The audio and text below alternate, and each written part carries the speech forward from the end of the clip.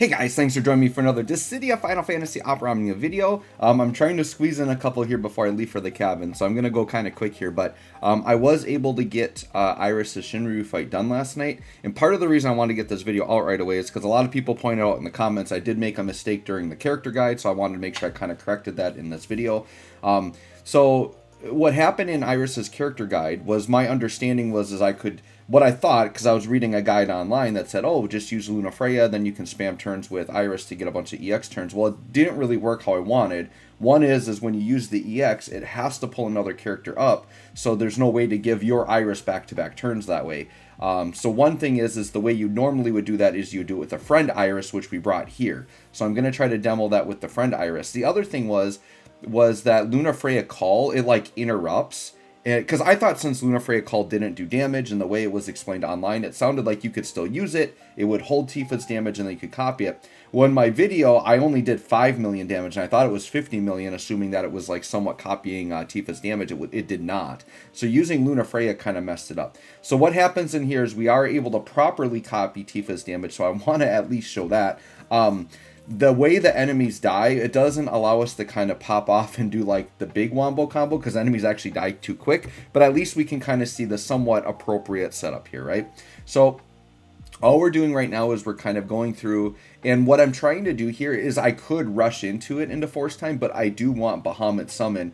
Bahamut Summon is still important because you want to be able to spam Iris EX over and over again, so I kind of have to just do the fight normally until the Bahamut gets built up, right? So what I'm going to do, because I don't have a lot of time, I'm going to make this kind of like a quicker video, but what I want to do is I kind of want to just, we'll kind of skip ahead to where we get to kind of the important stuff, because like this, it's just me doing the fight. Like the enemies don't really do damage to me. It isn't really that bad. The enemies, I guess I will say, they do like these Magitech laser attacks that are kind of off turn. And it does seem like they're kind of aggressive with HP attacks, but I did put a Rydia call on fairly early, and we actually dodge out like on everything. So nothing really hits us here because of the Rydia call. And then if you have Iris BT effect up, it makes it so they have 0 max rave, so it's really hard for them to damage you also, right? So yeah, let me skip ahead a little bit until we get into Force Time, just because I want to make this a little bit of a quicker video. Okay, so here we're set up, but we've got Bahamut there. I do think Rain's Call is still really good to use, though, like on your main DPS, because then you can really manipulate Iris if you need to, which I think that's really nice also. Obviously, Iris can manipulate herself with the LD. Here's one thing I should talk about. The enemies do this weird thing where when they go into Force, they give you like an invisible paralyze, and I think each character gets paralyzed like twice.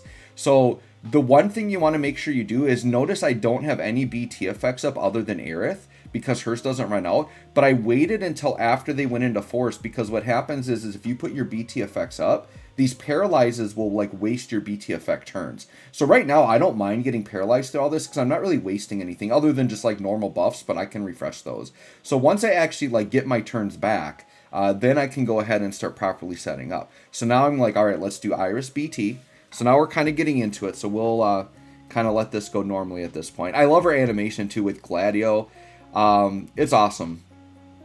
And I love the, I feel like the Moogle weapon is just so perfect for Iris because she's already doing like Moogle stuff in her kit. Like it's just too perfect. And the enemies, this is a very common thing I'm noticing too, where the enemies get the refund healing. So it's like a really common thing that I've seen lately where they really want you to cancel the Force. This is a super easy Force to cancel. It's just melee damage. So here we go. We're going to go into Tifa Force Time here. And this will cancel out their Force. Unfortunately, they do get the refund on this hit, so they're going to get a heal refund there, but then it's going to cancel Force, and then they're kind of done with that. Yep. Perfect. And so now at this point, because I know Bahamut's basically going to be ready, so now I'm like, let's just ramp and get the gauge as high as we can. And so here I wasn't even trying to like optimize the Force Time necessarily. Like I just wanted to get it high so I could like copy Tifa's damage. I just wanted to get a copy off on it to at least like get it to work properly. So we'll make sure that we get that here, right? And I'm going to keep doing more things with Iris. We'll use her more, kind of pick up the nuances and get her to work properly. But from what it seems like, it's difficult to... Because what happens in here is I try ping-ponging with the friend Iris to copy back to back to back to back. But what happens is we kill one of the enemies, and then I don't think it copied properly because we have to attack the other enemy, right? But I think if you can attack the same enemy back to back, I think you can multiple copy. But when the damage is so high, not many enemies can survive actually doing this technique. But I do think the friend Iris is a really good idea. I said in my stream that anyone that builds Iris, I think setting her as the friend is a good idea. I think a lot of people are going to want to use her as a friend.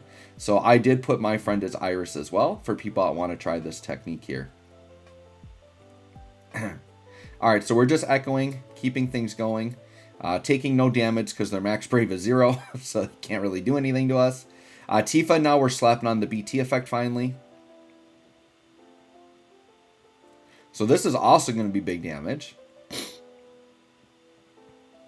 So the reason why Rain's Call is nice is if I was in a situation like that where I was going to do Tifa BT, I could have ranged and pulled Iris ahead of Aerith so that Iris would get the follow-up, but I think we're okay. We don't need to start copying yet, but we are already up to 400. So here comes the friend Iris. So the friend Iris is important to do the ping pong effect because what happens is each of their EXs would pull up the other Iris and you can keep their turns going back to back to back. So this is the technique that you would do with the Bahamut summon if you wanted to, right? So I decided to get the friend Iris BT effect up. There's no reason to start doing it yet. I know I've got 5 turns of the friend effect.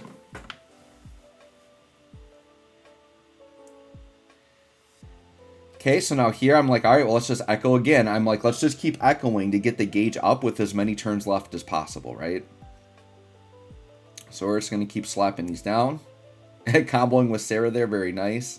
10 mil AoE, pretty good. I mean, Iris herself is doing good damage with her attacks, right? So even without the copying, like, she's definitely solid.